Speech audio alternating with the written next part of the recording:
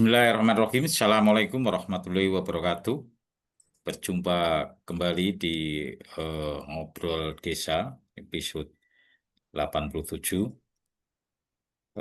Kami ucapkan selamat pagi pada rekan-rekan pegiat desa, rekan-rekan perangkat desa, rekan-rekan tenaga pendamping profesional, juga pengurus BUMDes, dan rekan-rekan perangkat desa, kepala desa, dan BPD, serta maupun perangkat daerah yang pada pagi hari ini telah bergabung di Ngobrol Desa. Ya, pada pagi hari ini kita akan mengangkat sebuah topik, yaitu membedah langkah Koperasi Desa Merah Putih ke depan untuk kebangkitan koperasi.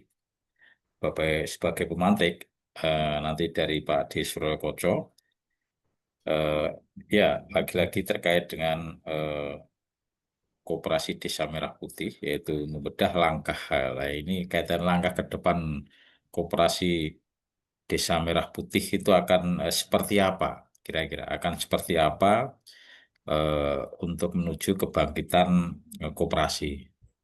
Ini yang PR kita yang kaitannya dengan genggam gebita Koperasi Desa Merah Putih ini, dan saya yakin kawan-kawan apalagi pengurus Koperasi Desa Merah Putih ini juga eh, masih ada yang bertanya-tanya, ada yang sudah melangkah, ada yang eh, belum melangkah. Ya, lah ini yang perlu, termasuk mungkin juga rekan-rekan TPP pasti ditanya juga itu. Nah, ini yang saya kira eh, kira-kira mudah membedah langkah Koperasi Desa Merah Putih ke depan ini. Ini eh, kira-kira nanti dari pemantiknya Pak di Suryokoco itu seperti apa? Kami persilahkan Pak di Suryokoco. Monggo. Oke, Mas Panudi, terima kasih untuk waktunya. Terima kasih untuk kawan-kawan yang sudah bergabung ini. Kayaknya menjadi apa? Menjadi menarik untuk mendiskusikan Koperasi Desa Merah Putih. Hanya nggak ada berhenti-berhentinya, nggak ada habis-habisnya. Jadi sebenarnya lebih apa? Ini mungkin sedikit curhat nih ke kawan-kawan apa? ah, ke kawan-kawan yang memang apa sering menyempatkan waktu untuk apa berkumpul di ngobrol desa. Jadi sampai tadi pagi kita apa tektokan di tim redaksi belum ada ide topik. Kemudian kembali lagi kita ini punya sahabat apa bukan sahabat punya perangkat yang bisa disuruh apa saja kapan saja gitu kan sesuka-suka kita. Kemudian saya mencoba untuk menanyakan tentang ada isu apa ini, apa urusan desa dalam minggu ini. Ternyata ada dua isu yang menarik, yaitu yang kemarin sudah kita diskusikan dan yang kedua tentang ya seputaran tentang bagaimana apa banyak pihak yang menanyakan operasi apa Desa Merah Putih ini ke depan akan seperti apa. Akhirnya kemudian kepikiran ya udah kita coba apa mengangkat perbincangan tentang apa yang sebenarnya ya lebih pada membedah ya karena kita ini kan bukan pemilik kebijakan atau pengampu kebijakan atau yang punya kuasa mengatur kebijakan. Jadi bagian-bagian yang menjadi penting adalah tahu diri sadar diri lah ya. Jadi tahu diri sadar diri apa yang bisa kita lakukan karena itu kemudian kita mencoba apa mencari tahu kira-kira apa-apa yang harus dipersiapkan atau langkah ke depan seperti apa sih supaya seperti yang kemarin disampaikan di forum kita adalah sempat ada satu statement ya udah sempat ada satu statement uh, sempat ada satu statement bahwa Ya kalau memang ini koperasi nggak bisa bangkit, ya udah kita nggak usah ngurus koperasi lagi. Indonesia nggak usah bicara koperasi lagi. Ini kan waktu saya mendengar itu saya sempat apa ya, sempat menjadi marah gitu loh. Kenapa kenapa kamu yang salah gitu kan? Kenapa pemangku kebijakan yang salah kemudian menyalahkan masyarakat gitu loh. Jadi kan ini kan nggak fair.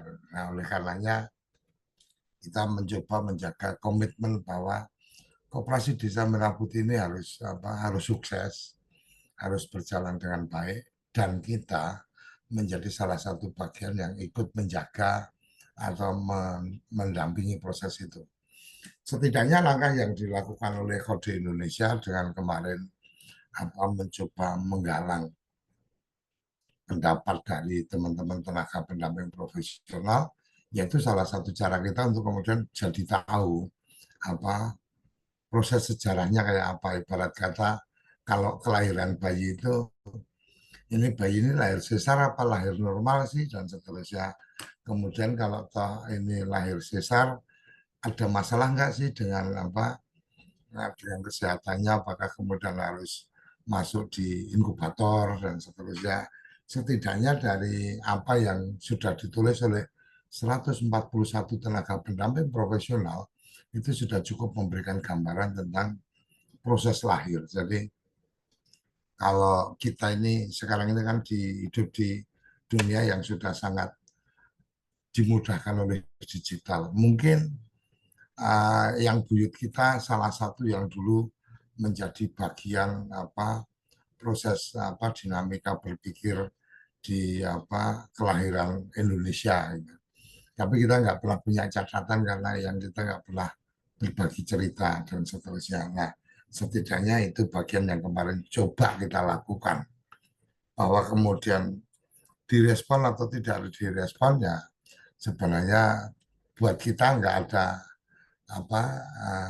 ruginya. Direspon alhamdulillah, tidak direspon juga alhamdulillah. Jadi tetap ketemunya alhamdulillah dan alhamdulillah kan kira-kira kayak gitu. Nah, kembali kita mencoba membedah langkah ke depan mestinya seperti apa dari apa-apa yang kemudian kita lihat, maka setidaknya ada 6 hal yang kemudian perlu menjadi catatan kita adalah tentang bagaimana teknis, bagaimana teknis dan digitalisasi karena ini sudah satu keharusan, kemudian bagaimana proses perencanaan dan penganggaran dari daerah, bagaimana aktif fasilitasi dari daerah, bagaimana pengawasan, kemudian bagaimana regulasi dan pengembangan usaha.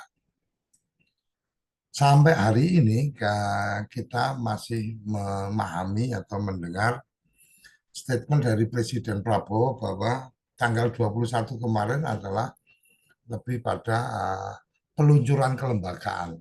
Jadi kata kuncinya adalah meluncurkan kelembagaan. 21 itu masih meluncurkan kelembagaan. Maka setelah kelembagaan perlu ada pendampingan teknis. Dan di era yang sekarang sudah digital ini, maka digitalisasi menjadi satu keharusan. Kenapa saya sering menyampaikan digitalisasi sebagai satu keharusan? Karena semua akan lebih terjaga ketika ada transparansi. Nah, transparansi itu akan membuat akuntabilitas, artinya kepercayaan akan terbangun karena ada transparansi. Dan cara yang paling efektif atau paling menjamin transparansi adalah digitalisasi. Kenapa digitalisasi?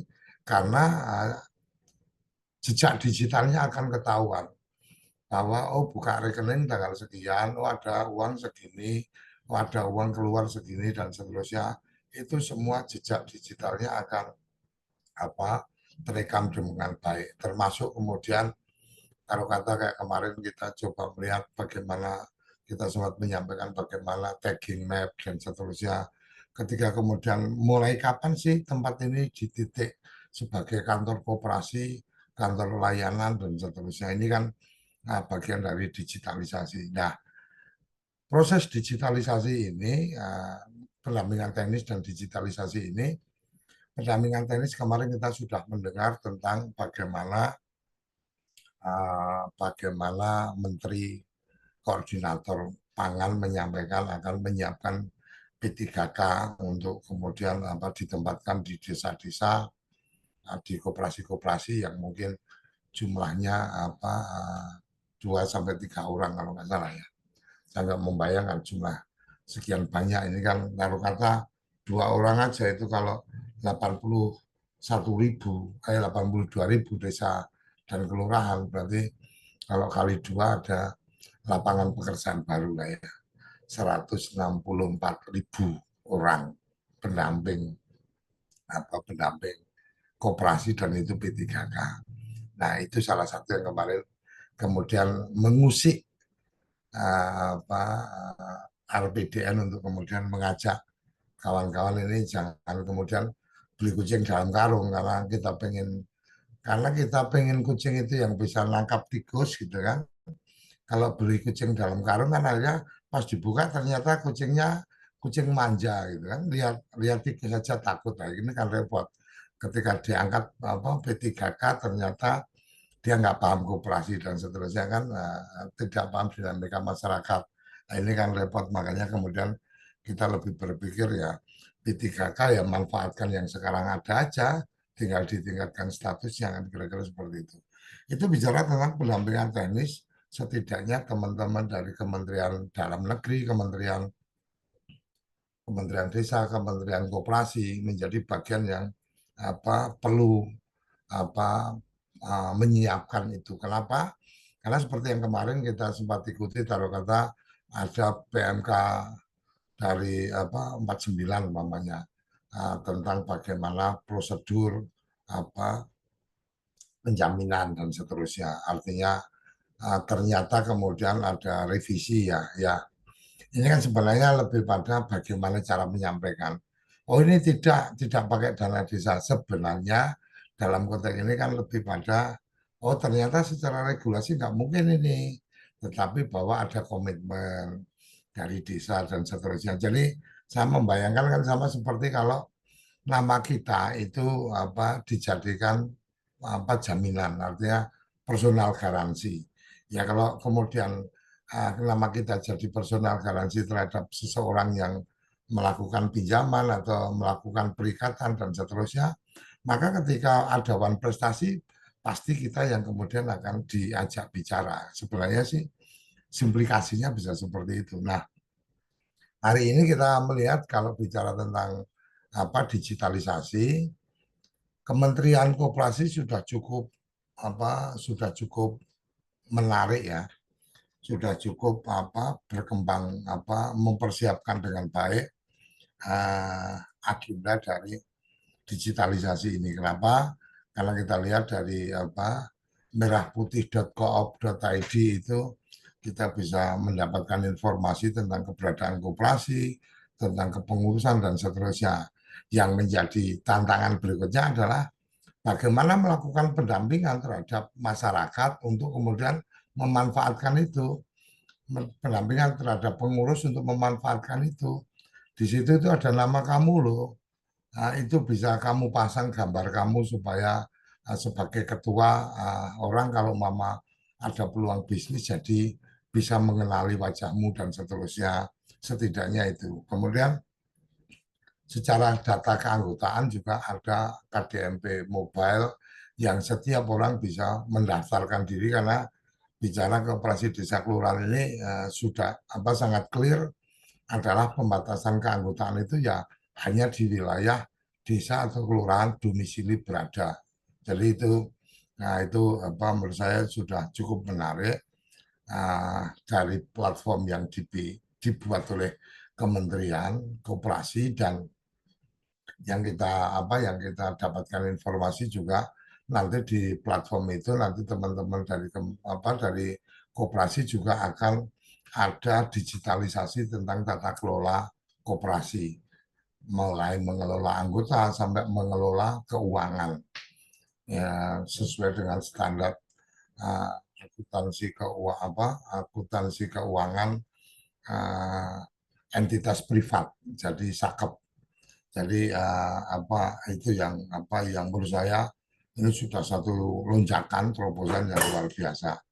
Kemudian bagaimana yang kedua adalah mengintegrasikan perencanaan daerah. Jadi komitmen dari daerah ini yang kemudian menurut saya menjadi penting. Jangan sampai kemudian daerah itu hanya semangat yang kemarin aja nih, mendorong untuk uh, legalitas dari koperasi. Jadi yang penting koperasinya sudah berakta notaris. Jadi gimana caranya koperasi-koperasi di kabupatennya itu 100% sudah ada, dengan gagah perkasa mengatakan provinsi saya sudah 100% terbentuk.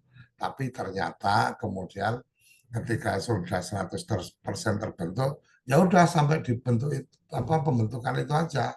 Ini akan jadi kumpulan akte yang kemudian tidak berjalan dengan baik. Ini hal yang harus diantisipasi, dan itu hanya bisa dilakukan manakala ada integrasi atau ada perencanaan daerah yang sangat baik dengan program ini. Kenapa? Kenapa itu ya seperti yang kemarin kita dengar, bagaimana kawan-kawan bicara tentang pelatihan nggak pernah dapat, pengurus koperasi juga merasa tidak pernah ada bimbingan dari dinas koperasi. Kemudian dinas koperasi mengatakan kami kan efisiensi anggaran, kami nggak bisa membuat agenda pertemuan bla bla bla dan seterusnya. Nah ini ya mestinya belajar dari kemarin sekcam yang kemarin kita undang. Jadi bahasanya, oh, kami nggak butuh anggaran, kami bisa melakukan. Nah ini yang kayak gini nih yang menjadi menarik. Kemudian bagaimana mengintegrasikan data-data perencanaan daerah dengan koperasi ini sebagai alat perjuangan, alat gerakan ekonomi. Jadi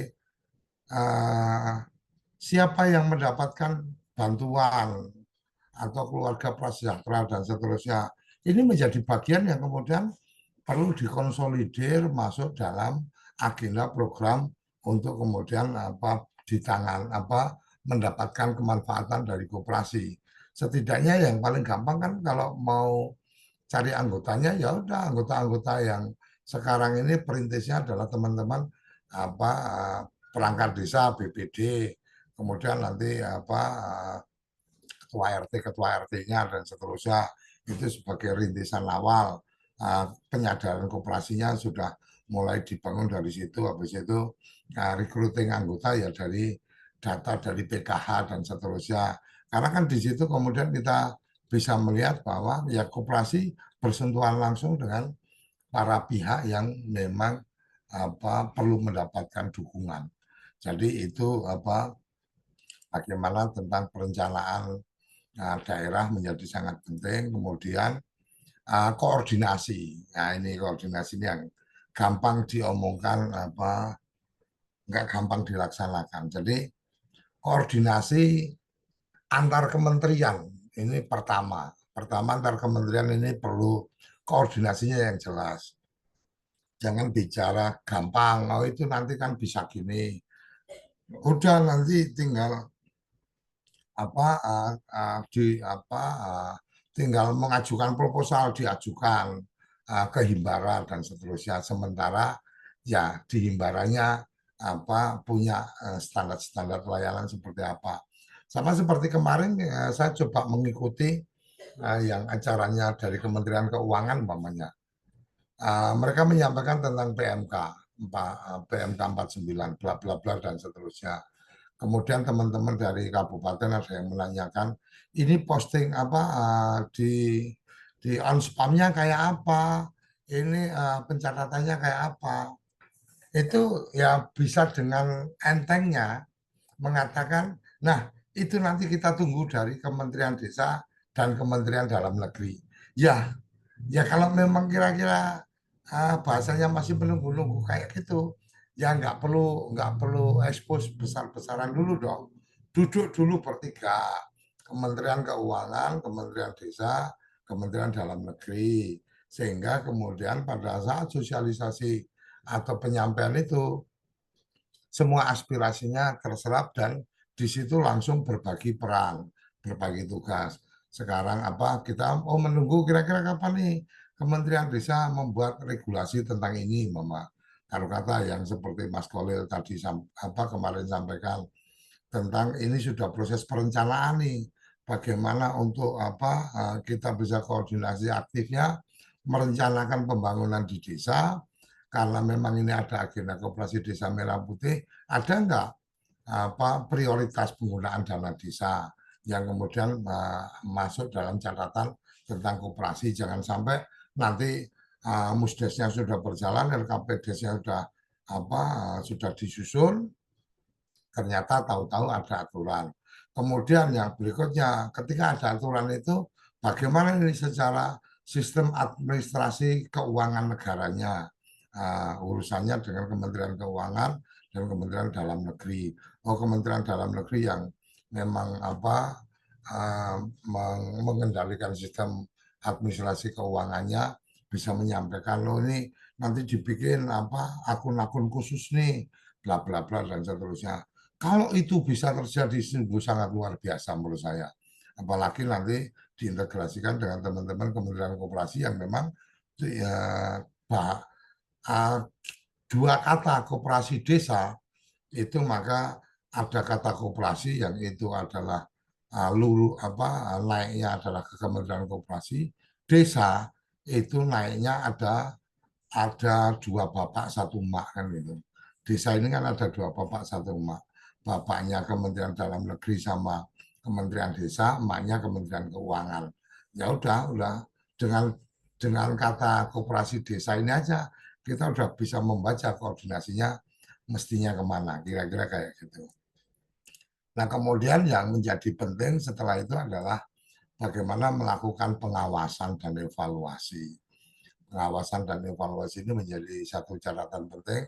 Kenapa ini menjadi satu catatan penting? Karena seperti yang sudah pernah kita diskusikan di forum ini, Cak Iteng kalau nggak salah waktu itu menyampaikan, ya buat apa kita punya data kalau kemudian kita nggak pernah membaca data itu? Ya sama digitalisasi. Buat apa mereka melakukan digitalisasi, membuat catatan-catatan di aplikasi kalau kemudian tidak ada yang kemudian tidak ada yang bisa memanfaatkan itu. Setidaknya di koperasi itu ada badan pengawas. Berarti ada leveling di mana badan pengawas bisa mengakses informasi-informasi sistem administrasi keuangan dari koperasi itu sendiri. Karena kan transparansinya koperasi itu kan beda dengan perusahaan. Kalau perusahaan kan artinya sangat terbatas. Pemanfaat atau konsumen itu kan nggak akan bisa tahu perusahaan kita itu punya untung berapa dan seterusnya. Tapi kalau koperasi itu sebagai organisasi ekonomi yang berbasis komunitas, itu dia sangat terbuka. Dia bahkan boleh melihat catatan keuangan real time sebagai anggota, karena anggota juga pemilik koperasi kan kira-kira seperti itu. Nah, ini mungkin sampai di penguatan regulasi ya. Jadi kalau kita bicara tentang pengawasan, yang tadi saya sampaikan supervisi dan pengawasan pasti pengawasan, evaluasi dan seterusnya ini pasti menjadi bagian yang menarik untuk kemudian kalau bicara tentang bagaimana keterlibatan pemerintahan desa, maka yaitu supervisi dan evaluasinya bisa dilakukan oleh Kementerian Dalam Negeri. Kalau kemudian bagaimana evaluasi dan supervisi terhadap partisipasi dari anggota dan seterusnya, ya ini mungkin bisa jadi bagian dari pendamping koperasi atau mungkin saya nggak tahu ini akan seperti apa, tapi setidaknya di dalam aturan peraturan Menteri Desa kalau nggak salah, nanti saya hitung sama Mas Pandi bisa memberikan catatan bahwa tenaga pendamping profesional itu bisa mendapatkan penugasan dari kementerian badan lembaga lain. Nah, kalau kemudian ini masih ada berlaku seperti itu, Ya ini tinggal tektokan antara Menteri Koperasi dengan apa dengan Menteri Desa sudah selesai. Artinya nggak perlu pusing-pusing bicara tentang apa mengajukan anggaran untuk pendampingan dan seterusnya, tinggal peningkatan kapasitas dan kemudian tambahan insentif mungkin seperti itu. Kalau kemudian memang negara siap dengan P3K, ya udah tinggal didata aja, diseleksi teman-teman apa tenaga pendamping yang tertarik untuk kemudian dijadikan P3K, ya tinggal diseleksi aja kan, kira-kira seperti itu. Nah, bicara tentang penguatan regulasi, ini yang apa beberapa kali kita ketemu kan, itu menjadi salah satu temuan atau menjadi salah satu catatan. Oh, ini regulasinya kayak gini, ini bertentangan dengan ini, yang ini harus dihapus dulu dan seterusnya. Ini menjadi bagian penting, dan yang terakhir adalah bagaimana melakukan penetapan tujuan jangka pendek dan jangka menengah, bahwa sudah selesai nih 80.000 Kopdes. Kemudian kira-kira agendanya apa dari yang 80.000 ini, itu agendanya apa? Agendanya bahwa dalam 3 tahun ke depan, atau sampai 2 tahun yang akan datang, atau sampai akhir tahun ini harus sudah ada koperasi percontohan yang memang benar-benar berangkat dari nol umpamanya. Yang kemarin kan koperasi percontohan yang menurut saya mungkin tidak 100% berangkat dari nol dalam konteks apa seperti selayaknya koperasi pada umumnya, apa melakukan proses musyawarah yang cukup panjang sampai di musyawarah itu menentukan agendanya mau apa dan seterusnya, dan mungkin yang tumbuh dengan cepat dan sudah punya kantor, punya ini dan seterusnya, bisa jadi itu transformasi dari koperasi yang existing, jadi tinggal tinggal ganti papan nama aja. Tapi itu bagian lain yang kita perlu lihat bersama-sama, dan apa ini yang akan kita coba lakukan, apa Kode Indonesia melakukan ekspedisi mulai tanggal 11, kita akan start dari Semarang, kita akan keliling Jawa Madura untuk melihat apa titik-titik di mana koperasi percontohan itu ada, yang kemudian dari koperasi percontohan itu kita ingin tahu realitas di lapangannya seperti apa. Nah, membuat perencanaan jangka pendek, jangka menengah menjadi sesuatu yang sangat penting, walaupun kalau kita bicara bahwa ini adalah menyambut apa Indonesia Emas 2045. 2045 itu bukan waktu yang panjang, karena 45 sekarang udah 2025, berarti kan 20 tahun lagi kan, kira-kira seperti itu. Nah, kalau 20 tahun lagi, kira-kira 5 tahun ke depan mau kayak apa? Kemudian apa tahapan-tahapannya akan seperti apa?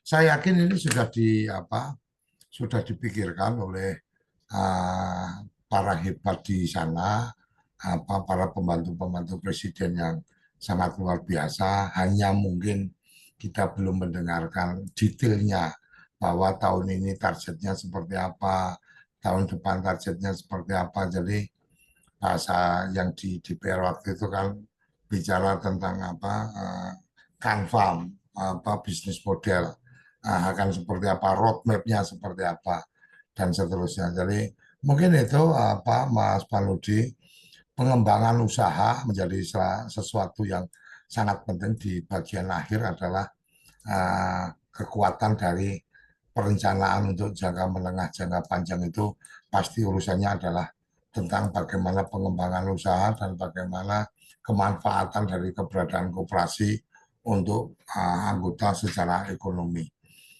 bukan secara politik. Kembali lagi apa ini gerakan ekonomi bukan gerakan politik, jadi saya pikir itu menjadi catatan kita bersama. Semoga cukup untuk memantik diskusi kita, karena sepertinya saya hitung juga udah serius itu, sambil merokok, apa mencoba mencermati Pak Ade ngomong sembarangan dan seterusnya. Monggo silakan kita terbuka ruang untuk mendiskusikan lebih lanjut. Saya kembalikan Mas Panudi, monggo. Ya, terima kasih Pak Dekoco. Tadi sudah disampaikan beberapa langkah ini yang kaitannya dengan itu versi Suryo Koco itu versi Suryo Koco. Saya nggak tahu nanti versi dari yang punya kewenangan seperti apa.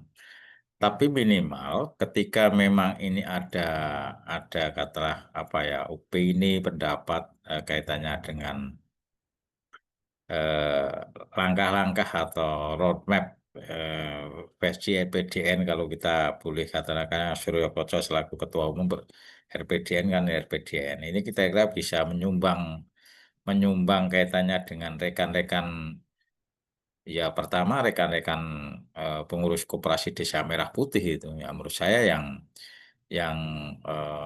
punya kepentingan langsung itu adalah RPD apa itu Koperasi Desa Merah Putih atau Koperasi Kelurahan Merah Putih gitu. Nah ini juga sebenarnya diharapkan apa itu dari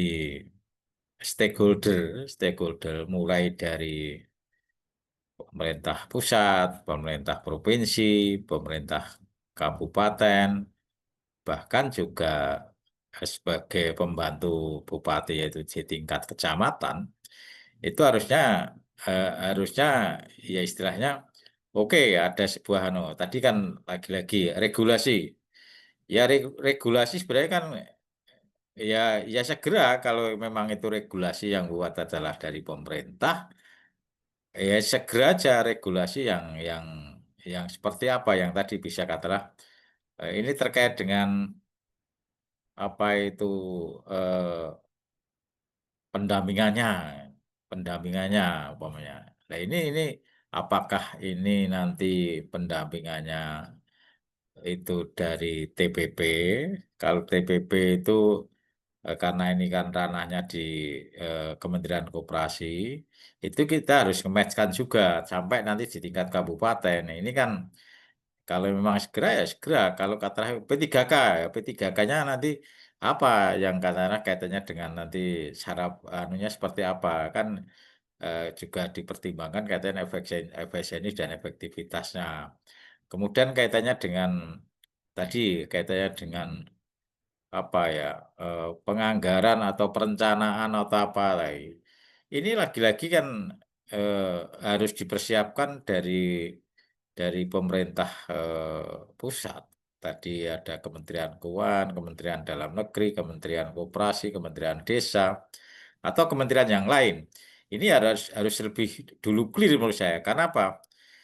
Untuk istilahnya menabuh genderang di jalur birokrasi itu masih lagi-lagi masih istilahnya tadi menunggu dan menunggu katanya. Tapi kalau kaitan dengan gerakan, berarti ini eh, dari grassroots. Ketika grassroots gerakannya ini sudah ada opini seperti ini, kira-kira apa yang bisa dilakukan oleh kawan-kawan pengurus koperasi lah. Lah, monggo ini biar nyambung antara eh, pengambil kebijakan yang mempunyai kewenangan juga eh, apakah itu pengurus koperasi, apakah itu peduli adalah civil society yang peduli dengan koperasi ini kan harus bergerak dari bawah gitu. Saya kira ini kalau bisa luar biasa dalam arti antara kalau civil society kan dia luas tapi jangkauannya kan terbatas dengan berbagai macam pertimbangan. Ini monggo nih Cak Itong kira-kira seperti apa ini dengan topik pada pagi hari ini kaitannya dengan membedah langkah Koperasi Desa Merah Putih ke depan ini Eh, yang yang yang tidak biar tidak adalah eh, hanya sebagai jargon tapi betul-betul untuk menyongsong kebangkitan koperasi. Ini kan menurut saya yang biar ini kebangkitan ini betul-betul kebangkitan real ini. Kira-kira seperti apa ya Cak Ito? Monggo.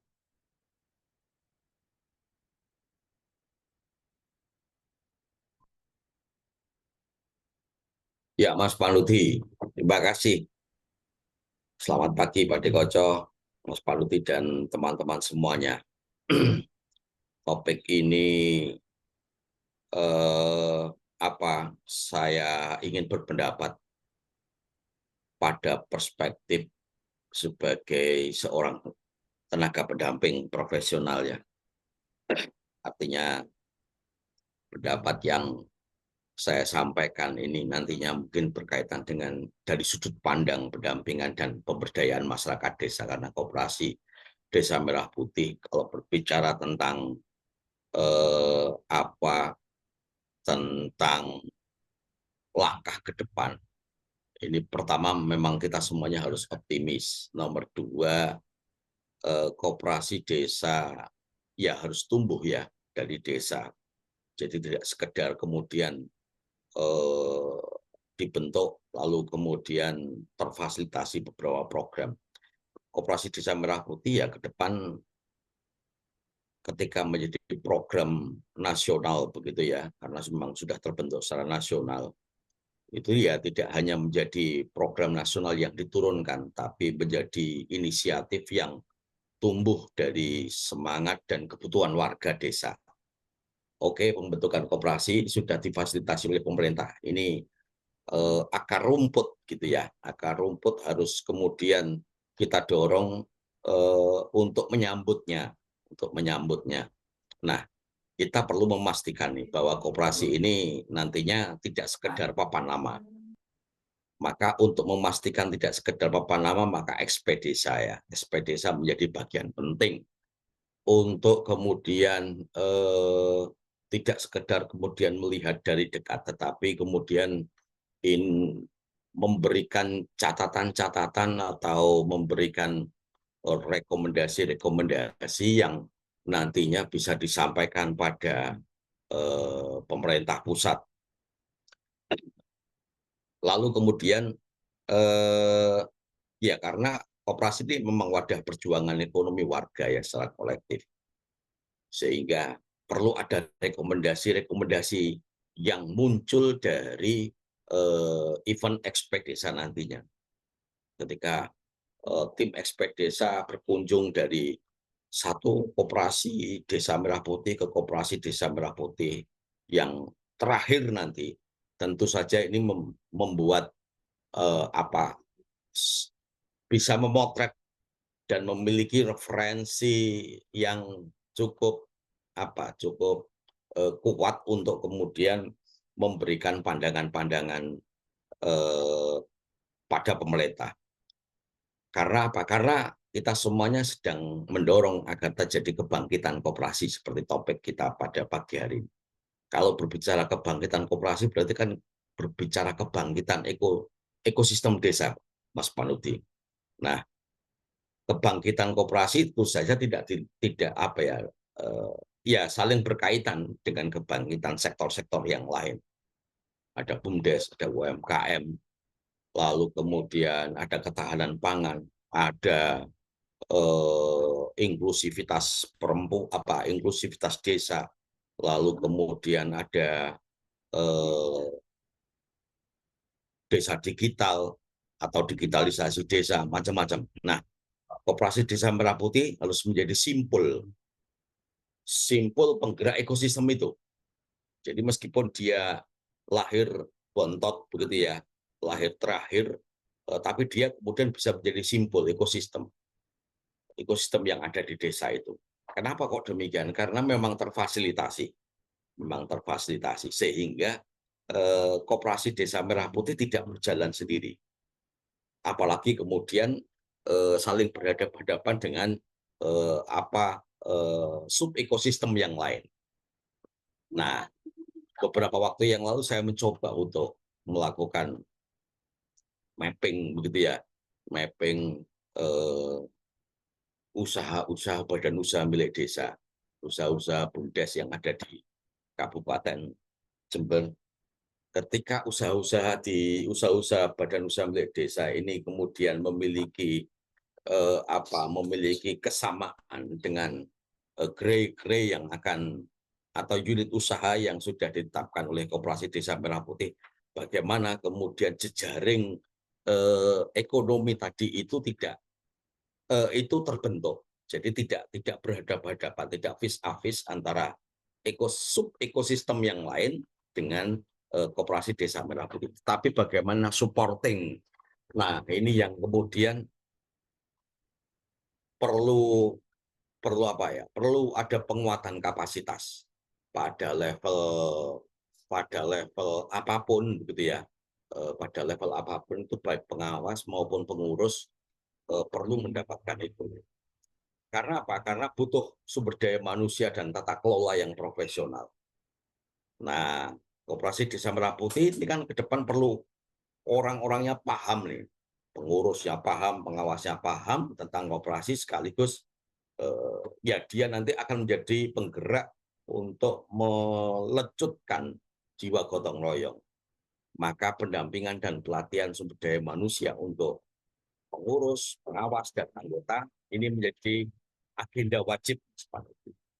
Agenda wajib. Itu mungkin nanti yang perlu menjadi bagian penting pula yang perlu disampaikan oleh ekspedisa, sehingga ketika ekspedisa tur dari atau berkunjung dari satu koperasi Desa Merah Putih ke koperasi Desa Merah Putih akan mampu kemudian memotret, dari hasil potretannya tentu bisa menakar gitu ya, bisa menakar sejauh mana sih sekian bulan keberadaan koperasi Desa Merah Putih ini lahir, apa eksistensinya sejauh mana, paling tidak denyut nadi itu bisa dirasakan dari dekat. Lalu kemudian pemanfaatan dana desa juga tantangannya harus semakin visioner, Mas Panuti, Pak Dekoco, dan teman-teman yang lainnya. Karena apa? Karena ekosistemnya tambah nih. Populasi dalam ekosistem desa itu kan bertambah. Salah satunya koperasi Desa Merah Putih. Sehingga kalau dana desa ingin berperan dalam penguatan koperasi, maka bukan sebagai modal biasa dia, tapi sebagai investasi strategis untuk layanan publik yang berbasis koperasi. Seperti seringkali kita diskusikan, ada LPG 3 kilo, ada LPG, ada pupuk subsidi, air bersih, pangan lokal, digitalisasi warung. Ini kan layanan publik berbasis koperasi yang bisa kemudian kita manfaatkan untuk kita dorong penguatannya melalui koperasi. Tentu saja tanpa kemudian menisbikan peran-peran badan usaha milik desa. Lalu kemudian membangun platform digital koperasi desa. Saya melihat beberapa website begitu ya, sudah ada yang mencoba untuk membuat karyanya berupa digitalisasi, misalkan pembayaran iuran wajib, pembayaran simpanan pokok. Nah, mereka sudah menyiapkan satu platform digital yang bisa dipergunakan oleh koperasi Desa Merah Putih, sehingga transaksinya sudah bukan transaksi uang secara fisik begitu ya, tapi tinggal memindah angka-angka dari uang kita itu. Ini tentu butuh arsitektur digital yang andal begitu ya, sehingga koperasi desa ini menjadi bagian yang terintegrasi, termasuk transaksi bagaimana kemudian relasi antara UMKM dengan koperasi, BUMDes dengan koperasi itu bisa kemudian terbangun platform digital yang semakin memperkuat ekosistem tadi itu. Itu mungkin Mas Panudi yang bisa saya sampaikan untuk memperbincangkan tentang bagaimana kemudian kita menebak atau mereka-reka, atau justru kita sendiri ya yang harus memiliki platform perencanaan untuk membangkitkan koperasi Desa Merah Putih pada sudut pandang pendamping dan pemberdayaan masyarakat desa ini, sehingga koperasi Desa Merah Putih ini akan kemudian bisa kita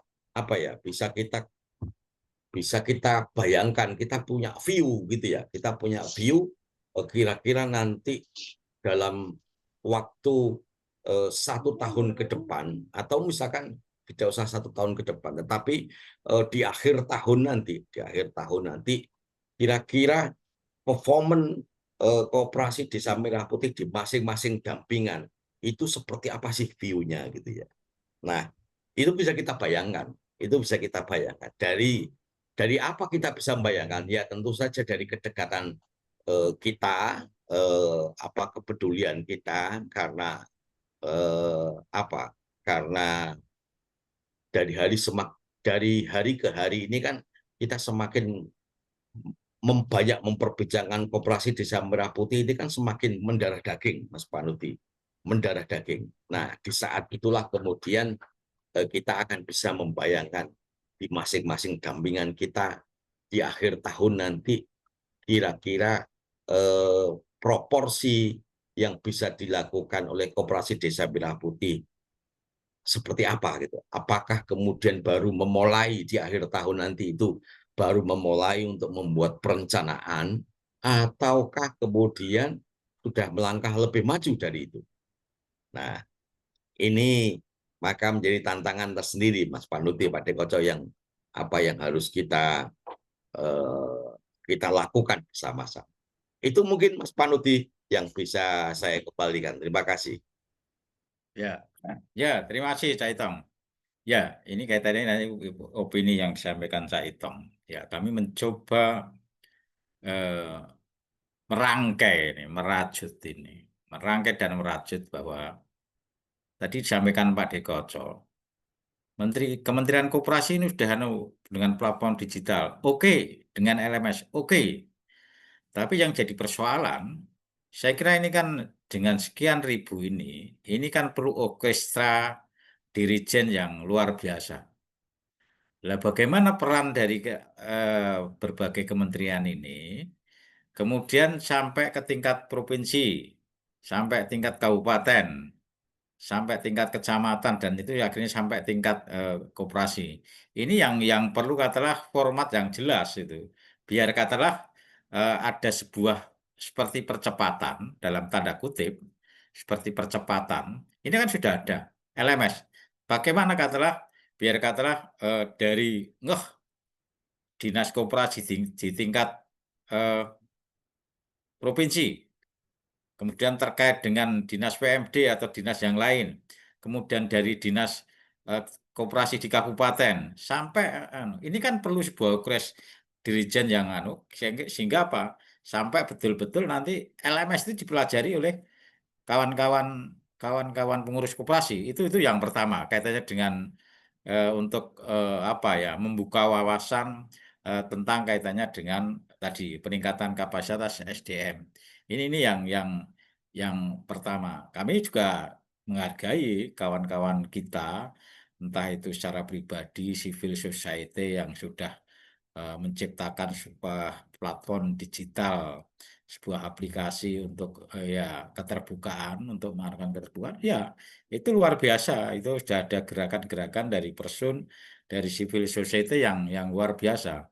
Karena ini sebuah gerakan secara nasional, ini juga ya semangat waktu mau membentuk itu luar biasa. Harapan kami langkah atau peta ini juga harus serius, karena saya dengar kan yang dilatih secara offline kan hanya paling-paling dari sekian pengurus koperasi Merah Putih hanya dari satu kabupaten hanya sekian.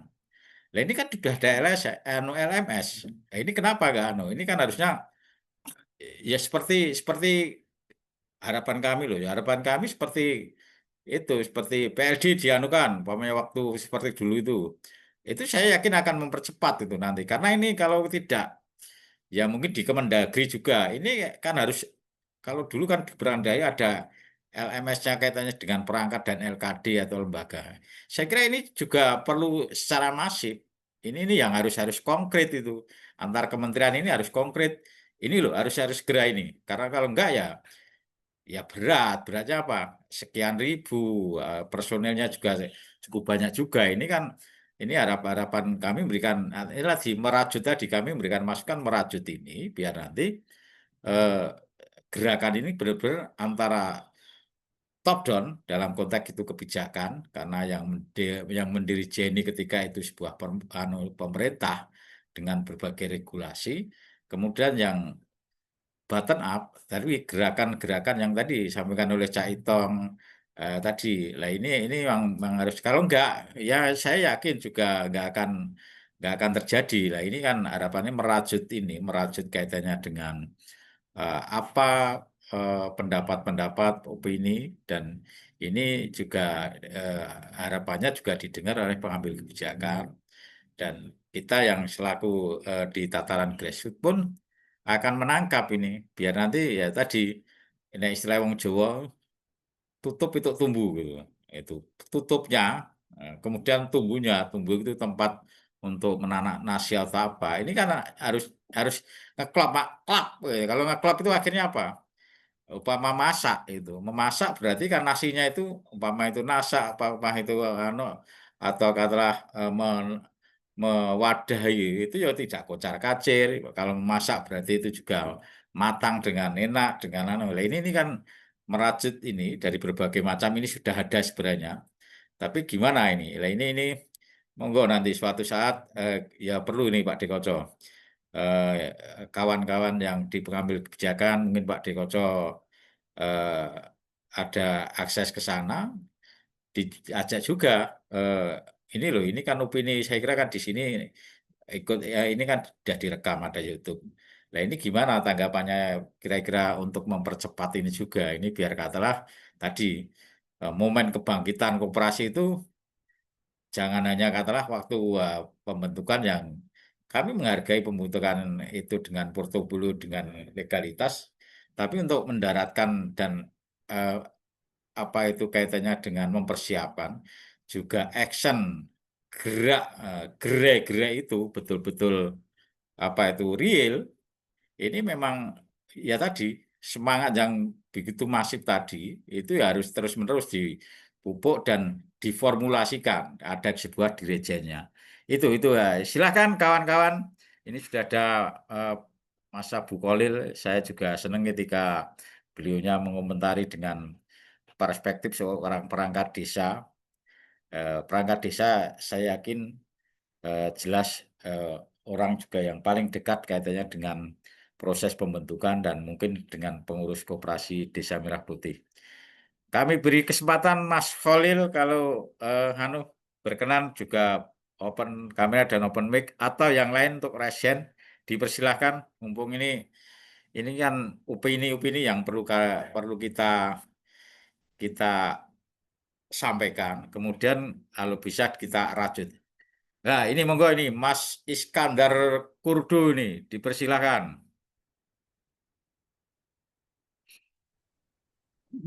Ya, Assalamualaikum monggo warahmatullahi Mas wabarakatuh. Iskandar.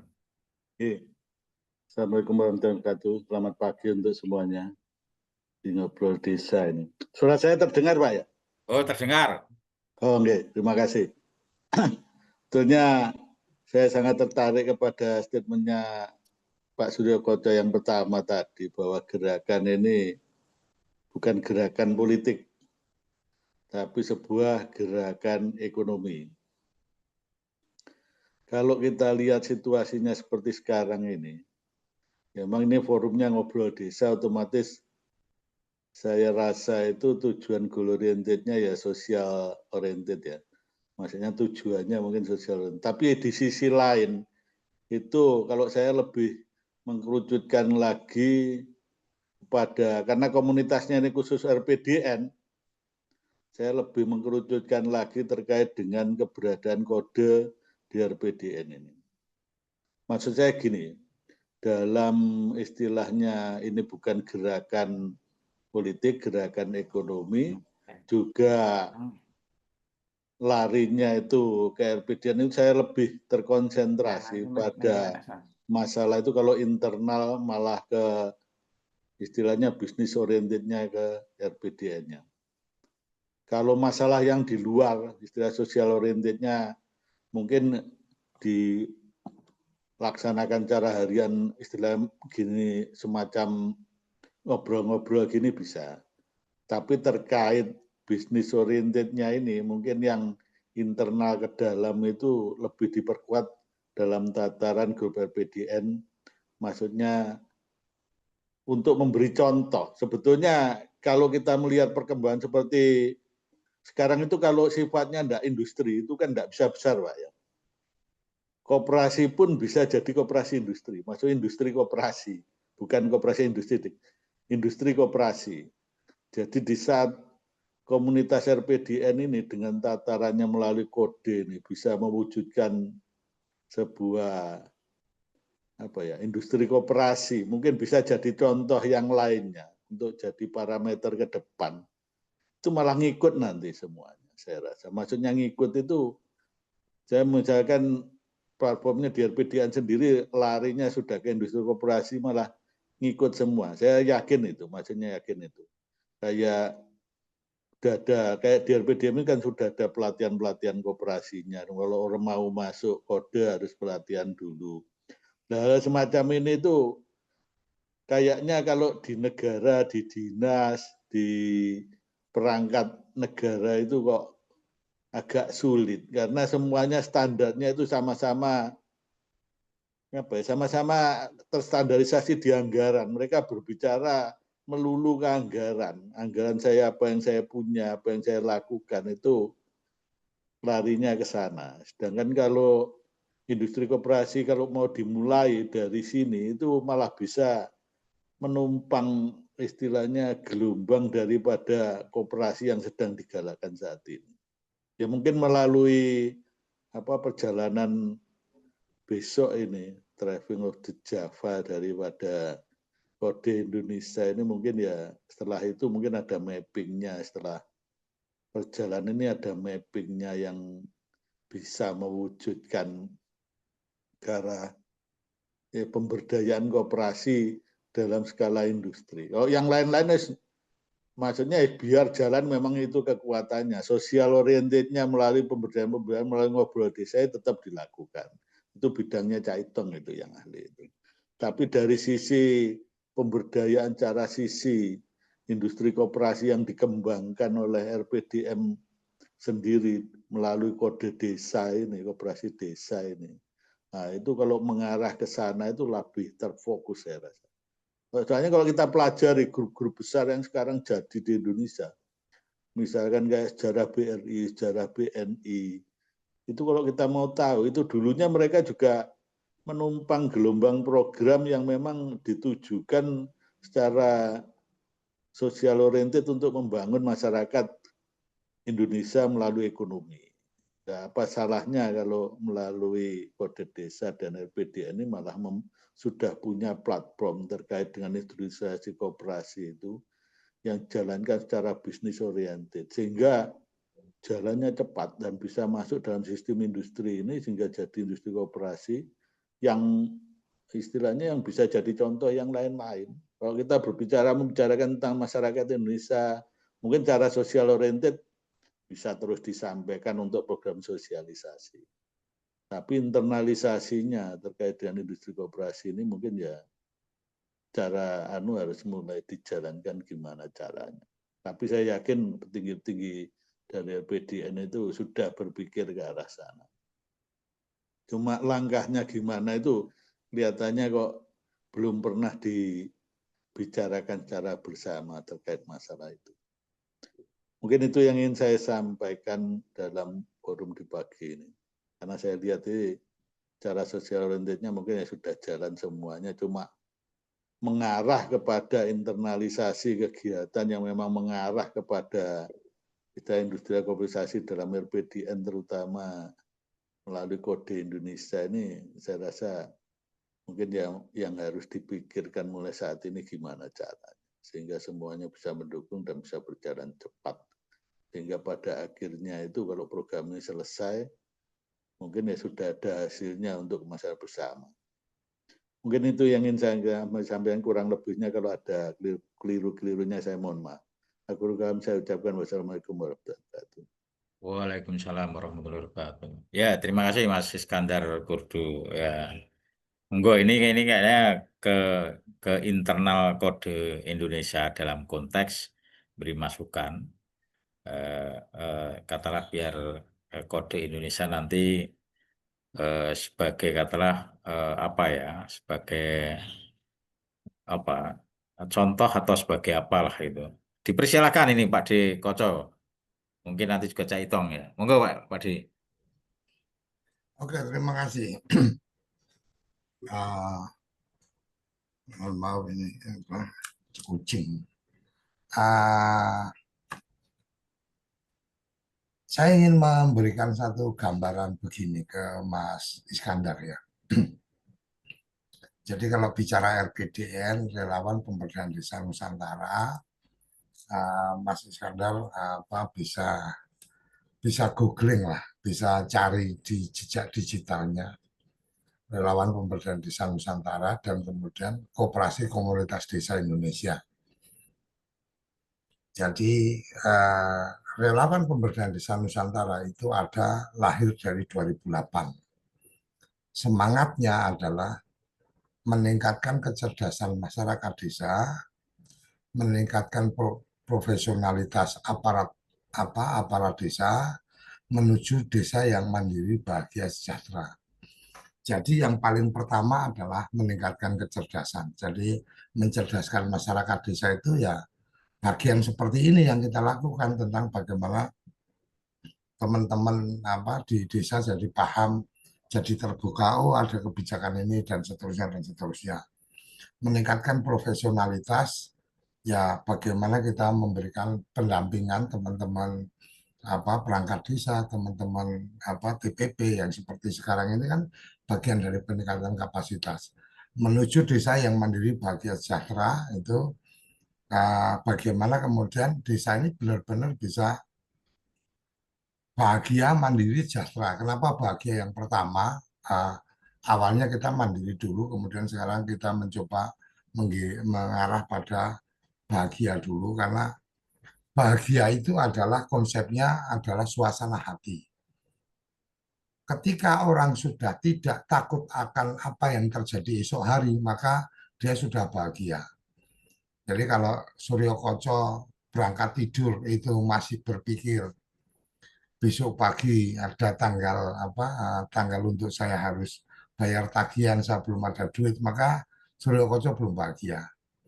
Panudi ketika berangkat tidur itu kemudian masih berpikir itu kunci depan sudah pintu depan sudah aku kunci atau belum, pagar aku udah kunci atau belum, dan seterusnya, maka sebenarnya belum bahagia karena masih ada ketakutan. Jadi ketika lingkungan nggak aman itu pasti masyarakatnya nggak bahagia, kan kira-kira seperti itu. Nah, Mas Is, saya ingin gambarkan ibarat kata kode Indonesia dan RPDN itu adalah satu keping mata uang dengan dua sisi. Satu sisi adalah tentang bagaimana gerakan sosial masyarakat, yaitu RPDN. Kemudian satu sisi yang lain, di sini ada gambar angka atau uang. Jadi ketika kita bicara satu mata uang ini, yang saya pegang ini, umpama satu keping mata uang Rp1.000, itu ada wajah angka 1000-nya, ada nilainya. Inilah koperasi, ada bisnisnya. Kemudian kalau bicara di sebelah di satu sisinya di di uang 1000 yang saya pegang ini ada gambar Garuda dan ada gambar sosok pahlawan. Artinya ya ini kita bicara tentang kepentingan besar. Ini bicaranya RPDN. Bicaranya RPDN adalah kepentingan besar, tidak bicara tentang tidak ada angkanya di bagian di satu sisi ini. Jadi memang nggak ada duitnya. Kalau bicara RPDN nggak ada duitnya. Panudi Itong siap jadi bagian dari RPDN catur pendamping. Ya Panudi Itong itu nggak dapat duit apa-apa. Tiap pagi tiap malam mendiskusikan topiknya apa. Kemudian pagi-pagi sudah langsung on. Itu ya alhamdulillah sampai sekarang kita bukan orientasinya bukan dapat duit, bangun pagi jadi host, maka setiap jadi host dapat honor 500.000. Wah, luar biasa kan, enak banget kalau memang bisa ke arah sana. Bahwa ke arah sana mungkin dengan bajunya koperasi, bahwa program ini kemudian dikelola oleh koperasi, maka setiap narasumber yang ingin menyampaikan sesuatu di forum ini, kemudian dia berpartisipasi untuk operasional. Nah, itu bagian dari koperasi bisnisnya. Tetapi semangat RPDA-nya itu adalah Pak Nudi ada satu kesadaran bahwa di ruang waktu, di sela ruang waktunya, ada sisi sosial yang harus dia lakukan. Di ruang waktunya Suryo Koco ada sisi sosial yang ingin dibagikan. Nah, kira-kira seperti itu. Nah, kalau bicara kode, ini koperasi kita baru ada di 10 November 2021, itu sebagai badan hukum usaha. Clear, clean, itu badan hukum usaha. Artinya, koperasi memang orientasinya pada bisnis. Nah, bahwa apakah kode Indonesia yang akan mendapatkan bisnis yang keuntungan yang sebesar-besarnya, kita sudah sepakat koperasi kode Indonesia ini adalah koperasi komunitas desa Indonesia. Semangatnya adalah membangun desa dengan berkoperasi sebenarnya.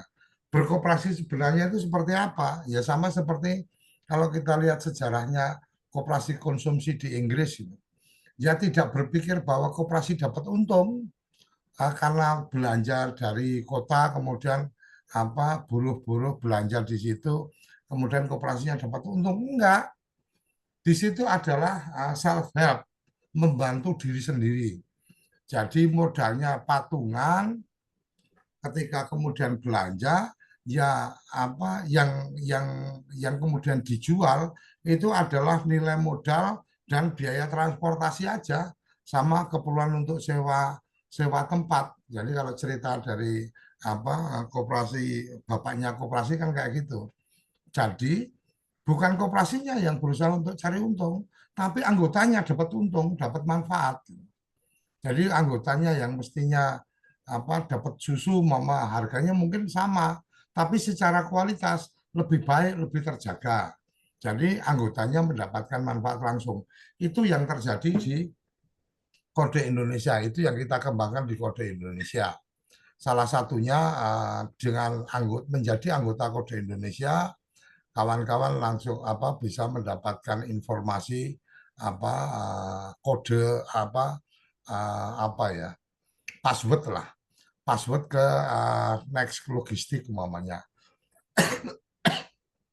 Mitra bisnis kita Next Logistik umpamanya. Ketika kemudian menyampaikan saya anggota kode, itu akan otomatis dapat diskon.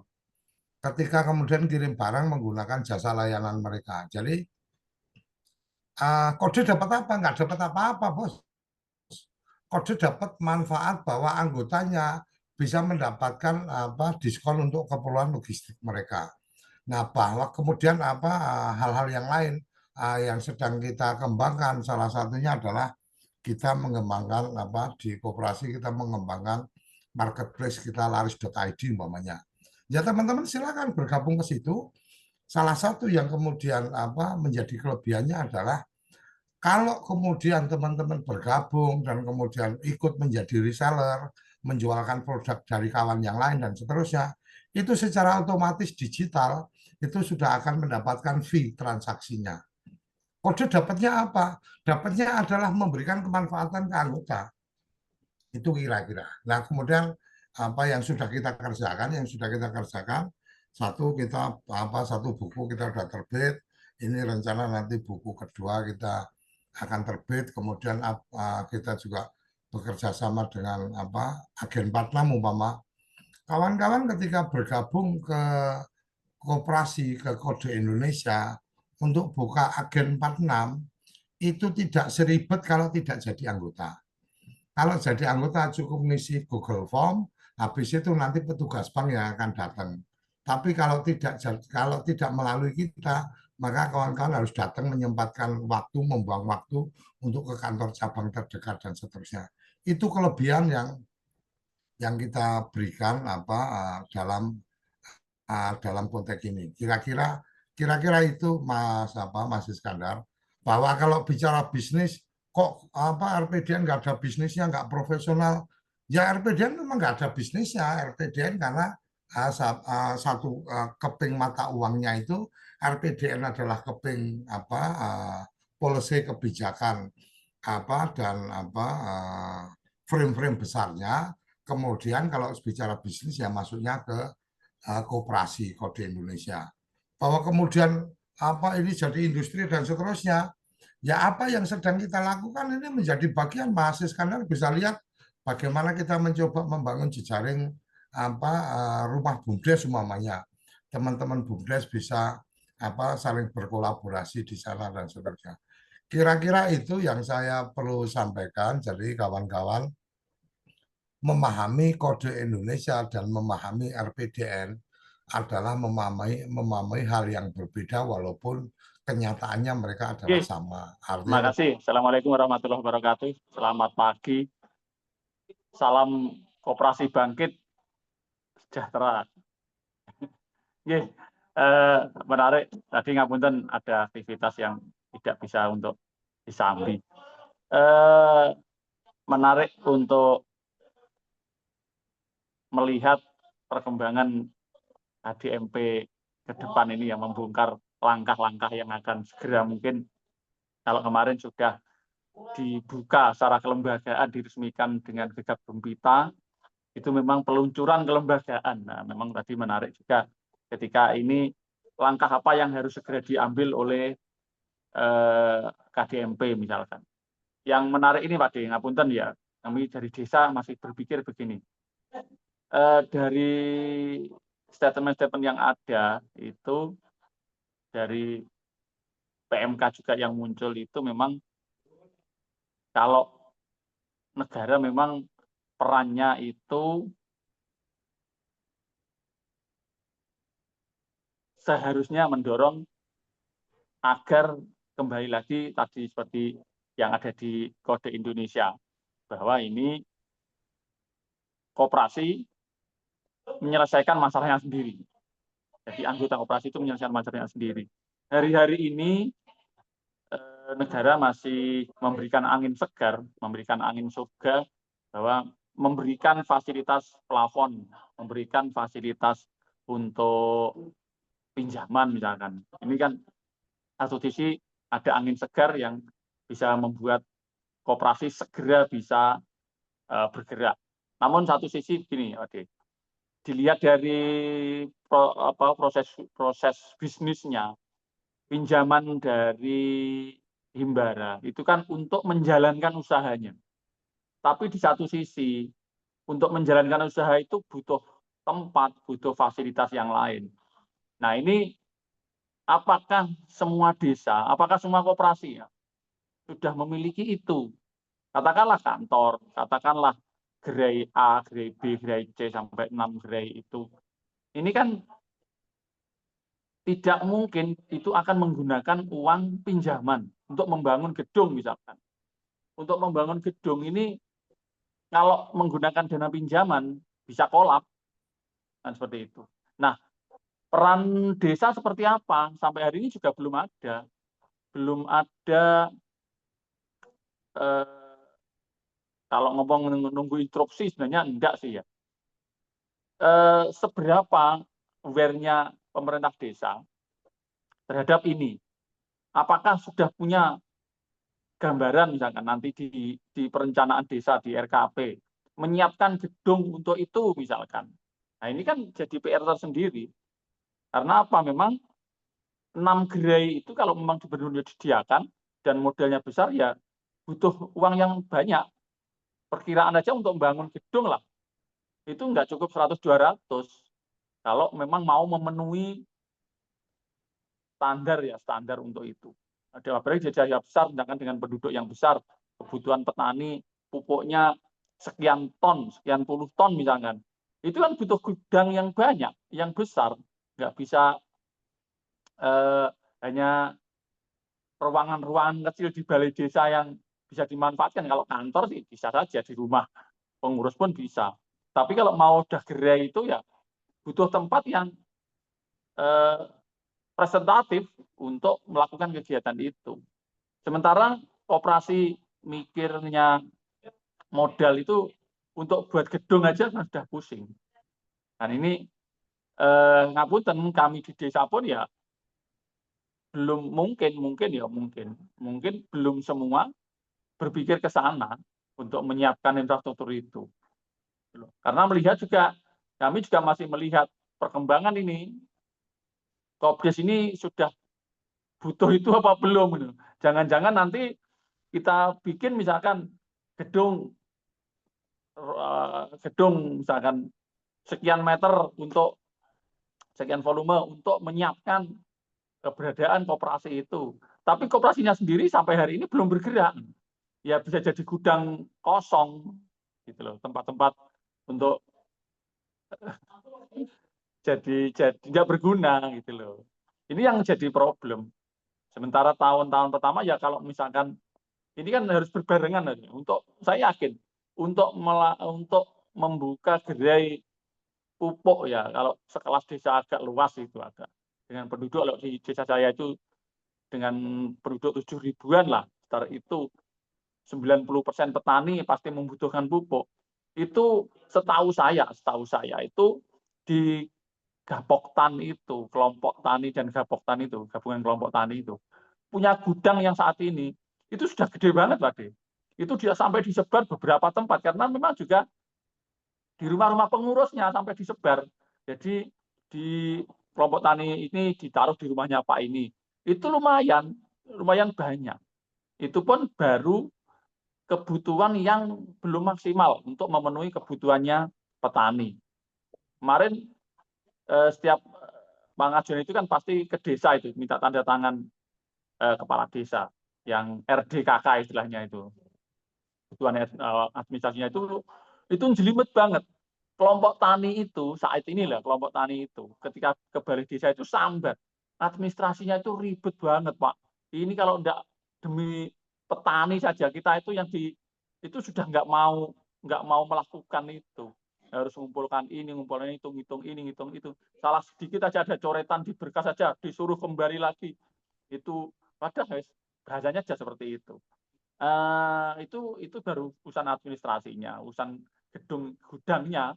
Mereka itu ya ditempatkan di rumah-rumah pengurus, Ade. Di dapur, di itu, dipecah. Memang kebutuhannya sangat banyak.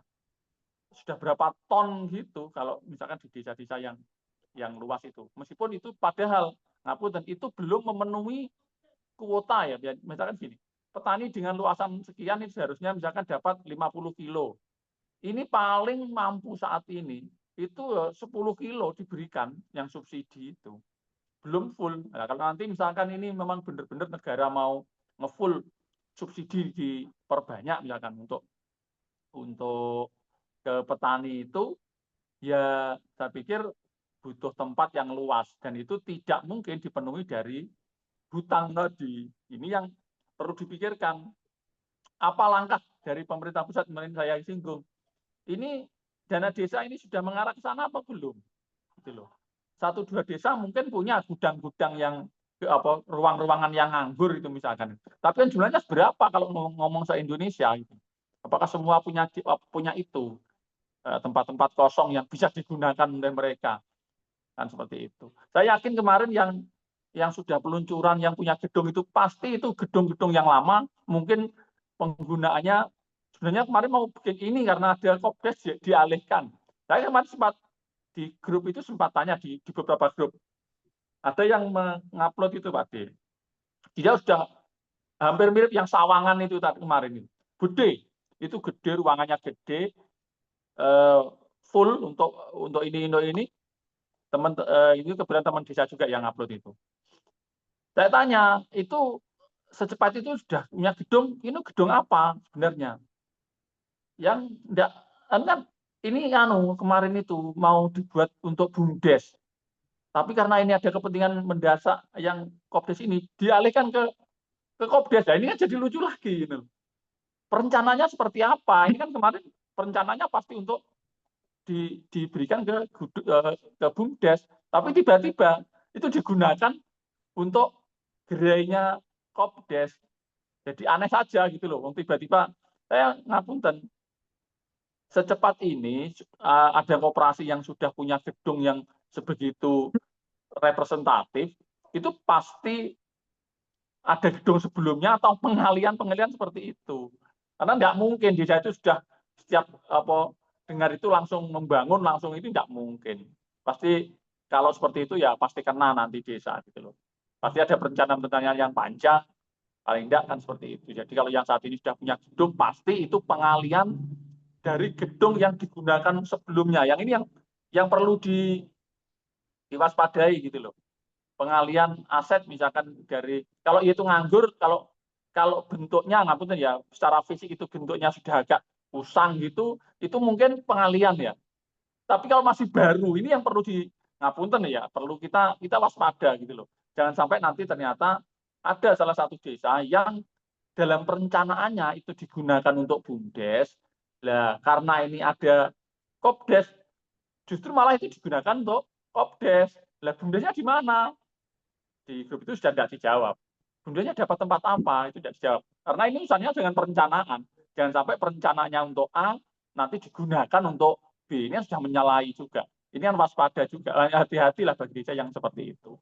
Jadi kalau nanti misalkan hari ini desa itu belum ada arahan satupun, misalkan penggunaan dana desa, misalkan, oh ini prioritasnya untuk pembangunan gerai misalkan. Katakan 500 juta saja, ya udah pusing ini kepala desa. Meskipun itu ya gedung tetap ada di aset desa, tapi kalau memang nanti Kopdesnya belum mampu berjalan, belum bisa melaksanakan itu dengan baik, kegiatan koperasi ya akan jadi gedung kosong. Dan itu ketika hari ini direncanakan, kan baru dilaksanakan tahun 2026 juga. Memang sementara ini kan lingkaran setan sebenarnya. Kalau tidak ada fasilitas itu, Kopdes tidak bisa bergerak. Menunggu fasilitas itu ada. Desa, loh ini belum ada apa-apa kok kita mau bangun, nanti jangan-jangan jadi kosong. Jadi gedung kosong. Ini kan putaran-putaran yang sebenarnya harus diselesaikan gitu lah, harus dibicarakan. Oke, desa misalkan sepakat dari kementerian. Oke, ini sepakat desa mohon menyiapkan gudang dengan ini ada dasar perintahnya lah, penggunaan dana desa misalkan ke sana misal. Ya, dengan asumsi ya memang sudah dengan hitung-hitungan Kopdes mampu menggunakan aset itu dengan baik. Misalkan seperti itu. Pupuk Indonesia saat ini mungkin saya tidak tahu ya, Gapoktan itu dapat pupuk itu langsung dari Pupuk Indonesia ataukah dari jalur yang lain misalkan. Saat ini di desa sudah lewat Gapoktan, lewat kelompok tani itu yang subsidi. Apakah mereka kerjasama langsung dengan Pupuk Indonesia? Saya belum pernah bertanya itu. Ataukah memang dia juga hanya sub distributor saja, masih ada distributor di atasnya gitu. Karena setahu saya kemarin saya mencoba yang BUMDes itu nembus itu bertanya-tanya itu ya tidak ada peluang ke sana gitu loh. Memang masih lewat jalur itu. Jadi BUMDes pun sudah pernah mencoba. Saya ketemu dengan dari petrokimia ya, ada yang petugas lapangan itu, petugas petrokimia itu ya ternyata jawabannya sama, nggak bisa Mas, untuk BUMDes memang belum bisa. Untuk yang subsidi, kalau yang non subsidi bebas. Supaya kita kalau non subsidi ya berat. Artinya kebutuhan kita kan modal kita pada waktu itu memang masih kurang juga, dan itu ternyata meskipun non subsidi itu pun juga dia bermain area. Ketika mau jadi distributor, dia nggak bisa hanya satu desa, itu nggak bisa. Jadi kalau mau jadi distributor dia harus punya sekian petani dan sekian wilayah gitu. Itu sekitar 2 sampai 3 kecamatan lagi untuk membuka jadi distributor. Itu kan juga berat gitu loh. Harus punya modal besar. Dan itu untuk yang non subsidi padahal itu. Nah, kalau yang subsidi mungkin masih lain lagi. Prosesnya lebih panjang lagi. Yang ini beberapa hal ini yang kalau mau memang dibicarakan dengan serius ya memang harus sering duduk bersama ini pengurus koperasi dengan pemerintah desa. Seberapa sih sekarang sampai hari ini perjalananmu sampai seberapa sih? Kalau misalkan nanti kita dari desa menganggarkan untuk pembangunan misalkan gedung dan gudangnya, kamu bisa bener enggak sih misalkan menjalankan itu gitu kan harus bener-bener digali lah, dijagong nih bersama-sama gitu. Karena ini hari-hari ini saya yakin belum banyak koperasi yang memang sudah melangkah jauh, belum banyak. Ya mungkin ya pasti ada lah, pasti ada, tapi belum banyak koperasi-koperasi desa yang bergerak lebih cepat dari instruksi yang ada. Belum banyak yang bergerak melebihi instruksi yang ada. Ya semua wait see lah. Semua masih seperti itu. Nunggu kan seperti itu. Jawabannya ya semua hampir sama. Gitu loh.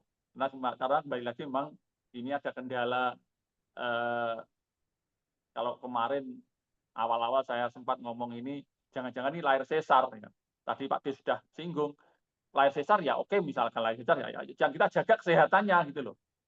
Ayo kita jaga kesehatannya kalau memang membutuhkan pertolongan yang lebih ya kita tolong gitu loh. Karena kita tahu memang ini memang mau kita katakan secara jujur ya lahir sesar kalau menurut saya tidak lahir normal gitu loh.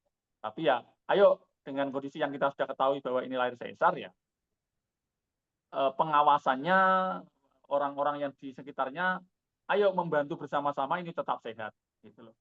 Jangan sudah tahu lahir sesar, aduh ini cara yang repot kita nggak tahu cara menolongnya, nggak tahu cara merawatnya, yang ini yang jadi bahaya Pak D gitu loh. Sudah tahu lahir sesar, waduh ini mau diapain ya? Ini yang jadi masalah gitu loh. Orang-orang di sekitar itu yang seharusnya jadi penolong, tapi nggak punya pengetahuan, nggak punya kemampuan untuk menolong itu gitu loh. Ini yang jadi problem yang sampingan itu. Yang harus kita gerakan hari-hari ini memang perencanaan yang bagus, di ADART-nya sudah jelas kemarin, meskipun juga ada yang agak repot juga kalau jujur di lapangan yang beberapa saya tahu, ADART itu sudah di draft oleh notaris gitu loh. Jadi mengapa kemarin muncul di beberapa grup ya Pak D, ini kok masih ada yang nanya membuat ADART, ini jadi masalah gitu loh. Karena memang sangat mungkin ada beberapa pengurus yang tidak tahu bahwa ADART itu sudah disiapkan oleh notaris gitu loh. Ya jadi isinya ADART ya apa kata notaris, mereka tidak tahu, bahkan anggota yang lain juga tidak tahu gitu loh. Ini problem yang harus kita selesaikan, harus kita benahi sebelum melangkah lebih jauh kan seperti itu. Hal-hal dasar ini yang harus kita beneri gitu loh. Jangan sampai nanti sudah terlanjur jauh, loh ini kok seperti ini ya, kan seperti itu. Ini yang mungkin saat ini sudah mengarah ke program, ya karena di ADART pengajuan AHU itu tidak ada program kerja, dia tidak mencantumkan itu gitu. Tapi kalau ADART pasti mencantumkan itu, dan itu sebagian besar lebih banyak yang dibuatkan oleh notaris, apalagi di apa itu SE atau apa itu sudah ada draftnya.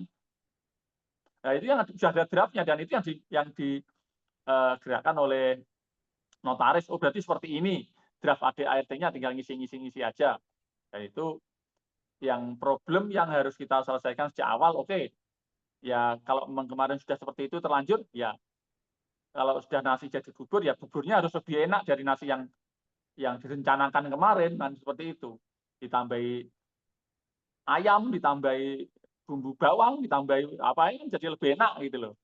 Nah, jangan sampai nanti sudah aduh mau nasi sudah jadi bubur ya dibuang saja ya janganlah. Gitu. Harapan kita ya sudah seperti ini, ayo kita bagaimana menyelamatkan itu, bagaimana memperbaiki itu, tetapi ngapunten dengan sangat tanpa mengurangi rasa hormat ya, bapak-bapak yang di Jakarta jangan asal keluar statement lah gitu loh.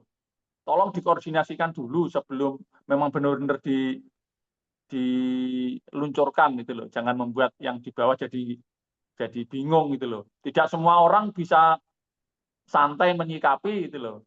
Banyak yang gupuh, banyak yang reaktif, banyak yang ini ya beberapa hari setelah keluar PMK 49, Menko-nya, wah ini tidak menggunakan. Nah ini sudah oleng ini di bawah gitu loh.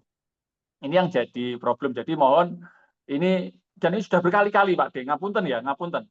Kita sudah melihat ini kan berkali-kali gitu loh. Peristiwa seperti ini sudah berkali-kali. Menteri A ngomong ini, Menteri B ngomong ini. Nah ini mohon harus benar-benar ya dijaga situasi di bawah. Jangan sampai nanti jadi apatis gitu loh. Ini kan kalau nanti sudah pengurus sudah apatis, ini kan orang desa sudah apatis, ini kan jadi lebih repot lagi untuk membangkitkan gitu loh. Ini yang perlu kita sadari bersama. Mohon juga yang bapak-bapak yang di Jakarta tahan diri lah gitu loh, tahan diri kalau memang belum ada koordinasi, karena ini memang ada Menko yang menangani itu, dan kelihatannya ini kan Menko Pangan ya yang lebih dominan, berarti mengarahnya koperasi ini untuk urusan ketahanan pangan itu gitu. Mohon Pak Menko ya ini apa yang di bawahnya ini ya benar-benar dikoordinasi lah, jangan sampai nanti lempar-lemparan atau duluan keluar statement, ini kan jadi nah, yang di bawah ini bisa oleng dalam jangka panjang, nanti bisa menimbulkan apatis yang membahayakan gitu loh. Nah, kelihatannya ini sudah tidak, ini bukan yang pertama kali ya. PMK 49 ini bukan pertama kali menimbulkan polemik gitu loh. Artinya isunya menimbulkan polemik ini bukan yang pertama kali, sudah beberapa kali ternyata dikonter dengan pernyataan yang lain, dikonter dengan pernyataan lain, itu sudah beberapa kali. Nah, ini niat yang baik untuk berkooperasi ini, membangkitkan kembali kooperasi ini ya, jangan hanya karena beberapa hal, beberapa kepentingan, jadi menimbulkan gejolak di bawah yang nanti bisa berakibat lebih parah dari yang kita bayangkan gitu loh. Ini yang coba hari-hari ini time schedule-nya seperti apa sih kemarin, misalkan saya pernah dengar Oktober ini sudah mulai beroperasi. Targetnya yang seperti itu. Yang target pendirian kemarin cepat sekali gitu loh, cepat sekali karena didukung oleh Pemkab dengan berbagai macam cara supaya Juli itu semua sudah punya badan hukum. Semua bergerak. Pada waktu itu semua bergerak.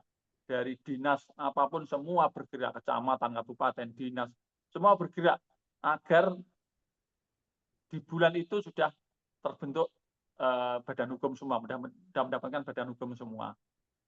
Nah ini apakah ke depan masih sebesar itu effort dari mereka untuk membangkitkan koperasi menuju titik operasional. Nah ini karena bayangan saya pribadi, kalau sekedar mendirikan itu loh, kan cukup ahu, ini formalitas ya, itu sudah selesai, sudah dikatakan ada koperasi berdiri, koperasi itu lahir, dan hanya cukup 9 orang Pak D mendirikan itu. 9 orang ngobrol di Musdes, menyepakati pendirian koperasi, menghadap ke notaris yang sudah ditunjuk. Notarisnya sudah ditunjuk kemarin, itu sudah dibagi kecamatan A, notarisnya ini aja sudah ada bla-bla, sudah selesai. 9 orang kumpulkan KTP, menyatakan pendirikan, selesai. Seminggu setelahnya itu sudah keluar AHU. Ini kalau ngomong mudah ya dikatakan mudah gitu loh untuk urusan pendirian. Nah ini PR yang lebih besar kan, targetnya Oktober sudah mau operasi. Nah ini yang saya pikir harus semua lebih mencurahkan perhatian ke sana, memastikan bahwa Agustus, September, Oktober dalam waktu 3 bulan ini sudah ada pergerakan dari koperasi.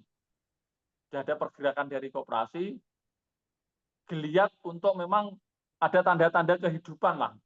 Nah, ada tanda-tanda kehidupan yang tidak hanya tidur. Hidup itu kalau tidur ya hidup namanya, tapi kan harus ada aktivitas gitu loh. Kalau hanya tidur, ya koperasi itu hidup, tetapi tidak ada beraktivitas. Nah, ini yang memastikan bahwa ada aktivitas ekonomi yang yang memang terlihat. Targetnya seperti apa? Ya, monggo semua bergerak, kita lihat apakah semua pihak punya greget yang sebesar pada waktu mendirikan kemarin, ataukah ya sudah loyo. Nah, ini yang akan terbukti nanti. Gitu. Ini yang jam-jam pembuktian. Kalau yang kemarin sudah mampu mendirikan dengan cepat, gegap gempita, bupati sudah konfres, ini 100% kabupaten saya sudah terbentuk. Gubernur juga ngomong, ini satu provinsi sudah terbentuk. Nah, ini tinggal waktunya sekarang membuktikan koperasi ini mampu beraktivitas atau hanya sekedar lahir, hidup dalam kondisi tidur. Nah, ini monggo nanti mungkin ada yang tahu gerak langkah apa yang memang harus saat ini dilakukan oleh semua pihak. Jangan hanya menumpukan pada ini koperasi ini harus ini. Tidak. Saya yakin tidak bisa. Koperasi ini masih anak, belum pitung wulan kalau basa Jawane itu urung dipitoni lah. Urung dipitoni ini ya perlu dimong, perlu dirawat, perlu diawasi, apalagi ngapunten sudah kita hampir kalau ngomong sepakat ya ini lahir sesar, perlu perawatan yang lebih ekstra daripada yang lahir normal. Ini real yang harus kita terima, bahwa perlu kerjasama lebih solid dari berbagai macam lini, dari berbagai sektor yang memang akan menopang jalannya koperasi ini ke depan. Mungkin seperti itu, Ade, ngapunten.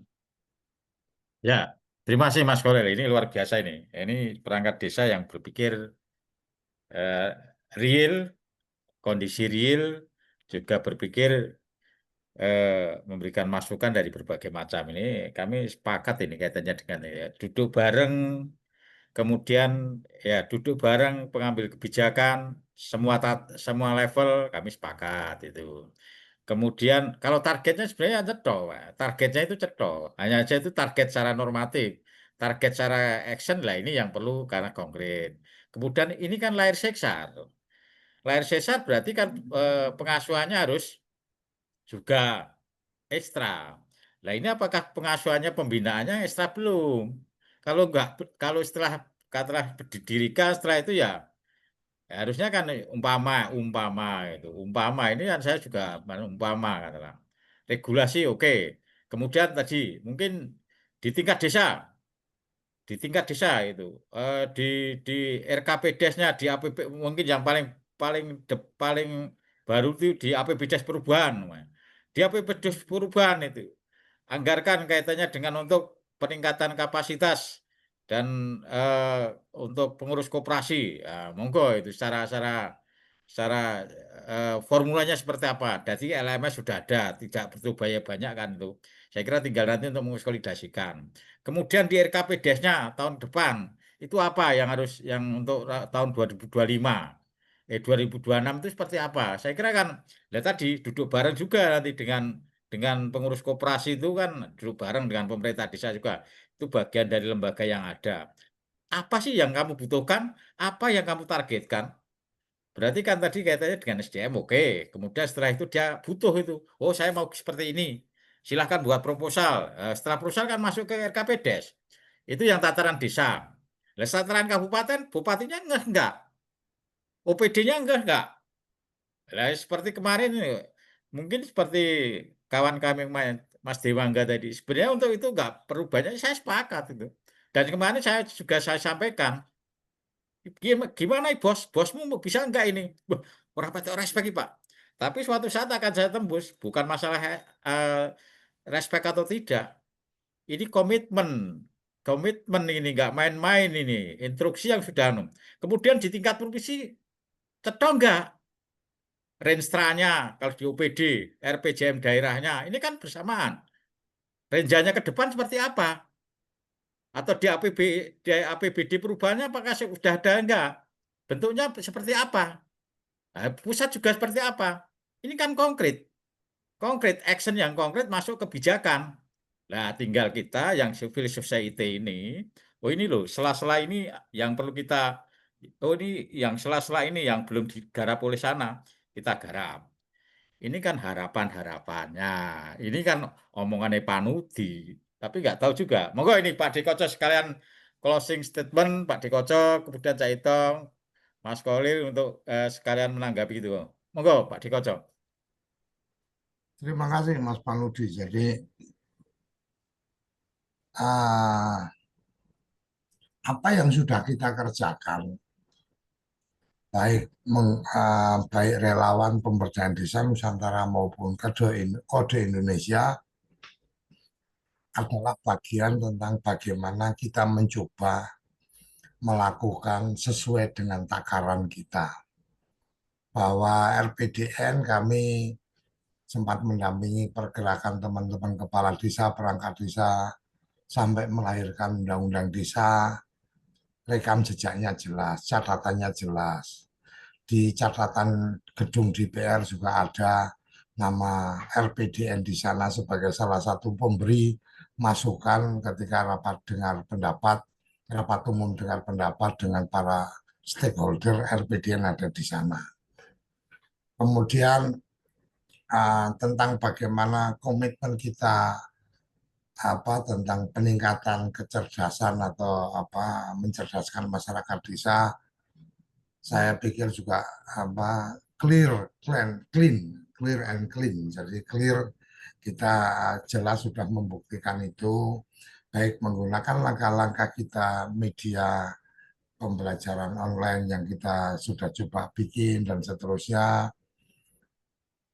Pasang surutnya ada, kami menyadari karena ini gerakan sosial masyarakat yang kebetulan belum mendapatkan lirikan dari lembaga donor, kan kira-kira seperti itu. Jadi kalau yang lain mungkin baru berapa lama udah langsung bikin acara mewah di hotel dan seterusnya, ya karena pastinya ada lembaga donornya atau ada orang-orang yang memang punya kemampuan finansial. RPDN sedang tidak dalam posisi itu. RPDN masih dalam posisi ya bergerak seketersangkutan kita. Dan koperasi komunitas desa Indonesia kita bangun bersama-sama mulai 2021, jauh sebelum Kopdes ini ada. Dan semangat kami, teman-teman bisa lihat bahwa semangat kita clear and clean, bahwa kalau mau gabung kamu harus tahu dulu koperasi. Yang kedua, kamu harus paham dulu tentang Kode Indonesia, Koperasi Komunitas Desa Indonesia, baru bisa bergabung. Bukan ujuk-ujuk ada duit langsung datang, langsung kemudian mendaftar jadi anggota, nggak bisa seperti itu. Nah ini adalah cara kita berkooperasi yang sebenarnya. Semoga ini bisa menjadi inspirasi untuk kawan-kawan, dan semangat kita 2021 akan melahirkan koperasi digital. Itu alhamdulillah juga sudah mulai tanda-tandanya sudah ada di bulan kemerdekaan ini. Jadi insya Allah nanti semoga kita bisa segera mempublikasikan satu nomor chatbot untuk WA tentang Koperasi Komunitas Desa Indonesia. Kalau pengen tahu informasinya bisa tanya ke situ. Kalau ingin mendaftar bisa mendaftar di situ. Tetapi yang saya pastikan bahwa ketika sudah mendaftar tidak otomatis diterima. Ada tahapan untuk kemudian harus belajar dulu koperasi, harus paham dulu koperasi, dan harus mengenal Kode Indonesia. Kira-kira itu Mas Panudi yang saya bisa tambahkan. Semoga pertemuan-pertemuan semacam ini membuat kita saling menguatkan, saling bergandengan tangan, karena ya kekuatan kita ya karena kebersamaan kita. Saya pikir itu salam bagi untuk kawan-kawan semua, salam sehat untuk orang-orang yang Anda cintai, salam desaisme. Terima kasih. Ya, terima kasih Pak Dikoco. Monggo ini Cak Itong ini. Oke Mas Panudi, ini hal-hal yang kita bicarakan berkaitan dengan Koperasi Desa Merah Putih ini kan semakin hari semakin banyak sebetulnya kalau kita inventarisir pokok-pokok pikiran, berupa pokok-pokok pikiran, baik yang disampaikan Mas Holil, disampaikan Mas Iskandar maupun disampaikan kawan-kawan yang lain. Dan pokok-pokok pikiran ini kalau kemudian hanya hanya melintas begitu di dalam ruang pertemuan ini maupun kemudian melintas di ruang YouTube, saya pikir eman-eman begitu ya, eman-eman, sehingga dari 87 episode Ngobrol Desa ini, kalau misalkan kita memiliki kesempatan untuk kemudian mengambil angle Koperasi Desa Merah Putih, kita kelompokkan begitu, lalu kemudian kita cari intisari perbincangan yang bisa kemudian menjadi pokok-pokok pikir kita kepada pemerintah. Saya pikir ini menjadi sesuatu yang berharga. Jadi apa yang disampaikan Mas Holil tadi, Mas Panuti, menjadi satu inspirasi. Saya barusan membayangkan ini kita sudah banyak yang sudah kita perbincangkan dan semuanya mengandung sumbangsih pemikiran. Ketika ini kemudian kita identifikasi dan kemudian kita inventarisir begitu ya, maka ini bisa menjadi pokok-pokok pikiran yang bisa disampaikan kepada pemerintah, dan tentu saja ini menarik untuk kemudian kita lakukan. Itu yang pertama. Yang kedua, daya ungkit. Nah, ini kita coba Mas Panuti menggunakan momentum XP Desa. Saya punya bayangan ketika XP Desa nanti berjalan di start begitu ya, start, maka Pak Dekoco dan tim itu nanti akan mengabarkan misalkan start pertama di Cepu misalkan, atau di mana, di tempat mana, dan di sanalah kemudian kita mendapatkan satu gambaran kalau misalkan itu disampaikan oleh Pak Dekoco di lokasi itu dengan menggunakan metode seperti yang kita lakukan saat ini, yaitu daring. Jadi Ngobrol Desa pada edisi yang sangat spesial, edisi Expert Desa gitu ya, maka kita akan mendapatkan satu pengkayaan, sehingga ketika tim Expert Desa nanti misalkan berkunjung di tempat yang seperti yang kita perbincangkan saat ini, ternyata Pak Dekoco bersama tim Expert Desa sedang berada di Koperasi Desa Merah Putih yang pengurusnya lengkap tetapi belum berbuat apa-apa, kantornya juga tidak apa-apa. Nah, ini menurut saya satu kondisi yang bisa kemudian tidak diminorkan, tapi kemudian kondisi ini bisa kemudian menjadi fakta bahwasanya perlu ada desain kebijakan yang menurut Mas Holil tadi itu menggebu-gebunya itu intent gitu ya, intent. Menggebu-gebu tidak hanya di awal pembentukan, tetapi menggebu-gebu itu pada tahapan-tahapan yang terukur gitu ya, terarah dan terukur. Nah, tentu dari situ kita nanti akan bisa menjadi ini Mas Panuti, bisa memiliki pengkayaan persoalan, sehingga Pak Dekoco nanti kalau misalkan kita lihat di flyernya Expert Desa itu ada tulisan pasti, hurufnya besar semua dan kan kecil. Nah, secara filosofi ini menurut saya tidak hanya sekedar memastikan, tapi dari kondisi yang ditemui di lapangan nanti perlu kemudian ada desain pokok-pokok pikiran yang bisa memastikan perjalanan ke depan Koperasi Desa Merah Putih yang dikunjungi oleh Pak Dekoco nanti bersama tim XP Desa itu bisa kemudian sesuai dengan yang kita obrolkan. Dia menjadi simpul ekonomi, dia menjadi organ perjuangan ekonomi desa, dia menjadi bla bla dan sebagainya. Nah, ini menurut saya yang bisa kita lakukan, teman-teman semuanya, karena kita memang bukan bagian dari pengambil keputusan, tetapi kita bisa kemudian mendorong dari berbagai arah, dan arah itu benar-benar bisa kita pastikan menjadi arah yang sesuai dengan bayangan-bayangan ketika Koperasi Desa Merah Putih ini akan dibentuk waktu di bulan Mei yang lalu. Itu mungkin Mas Panudi, dua hal yang ingin saya sampaikan berkaitan dengan perbincangan kita pada pagi hari. Semakin lama kita memperbincangkan Koperasi Desa Merah Putih, maka semakin memunculkan banyak pokok-pokok pikiran yang bisa kemudian kita vaksinkan gitu ya, bisa kita vaksinkan pada pemerintah untuk kemudian memberikan pandangan-pandangan RPDN, Koperasi Desa Merah Putih, maupun apapun namanya, karena kita punya instrumen yang sangat luar biasa selain ngobrol pagi secara daring, ketambahan nanti Pak Dekoco bersama tim akan melakukan touring di Jawa Plus, dan ini nanti akan memberikan insight yang sangat luar biasa. Terima kasih, saya kembalikan kepada Pak Dekoco, kita akan bertemu kembali esok hari. Salam Desaisme. Ya, terima kasih Cak Itong dan Pak Dekoco dan kawan-kawan semuanya.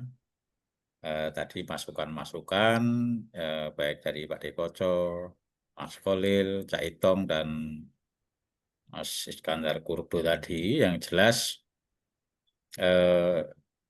dari RPDN Kode Indonesia ini sudah merealisasikan gerakannya, walaupun ya seperti ini, wadah salah satunya adalah ngobrol desa, kemudian di Kode Indonesia dan RPDN, dan nanti di ekspedisi itu saya kira kami sepakat itu Cak Itong, kalau itu yang nanti episode-episode yang kaitannya dengan koperasi, kira-kira opini-opini apa, pendapat-pendapat apa yang bisa diformulasikan, dan itu nanti apakah diolah, apakah dianalisa, kemudian diwujudkan, kemudian sebagai masukan ya dari berbagai level kami sepakat itu, dan mudah-mudahan tadi yang disampaikan Cak Itong bahwa ketika Pak Dekoco mutar tor tadi, ekspedisi tadi, ya kami sepakat justru di situlah ketika itu ada pengurus koperasi, ada kades, ada perangkat desa, ada TPP, mungkin ada pegiat atau civil society yang kaitannya itu luar biasa. Kalau itu terjadi dan kemudian itu di live streaming, kemudian kan ini luar biasa, dan itu sebagai inilah potret kondisi real yang di lapangan, dan itu sebagai bahan untuk masukan dan evaluasi di Koperasi Desa Merah Putih dan Koperasi Kelurahan Merah Putih. Ya, saya kira waktunya sudah 2 jam, hampir 2 jam, dan insya Allah kita akan berjumpa lagi di episode berikutnya yang tidak kalah menariknya, dan insya Allah rekan-rekan kami harap ketika memang ada masukan-masukan terkait dengan ide-ide atau pendapat atau permasalahan yang di lapangan, kami dengan hati yang terbuka menerima masukan, dan itu sebagai topik atau tema saya kira cukup menarik. Saya kira itu kami ucapkan terima kasih kawan-kawan semuanya. Kita akhiri. Akhirul kalam. Wassalamualaikum warahmatullahi wabarakatuh. Salam Desaisme.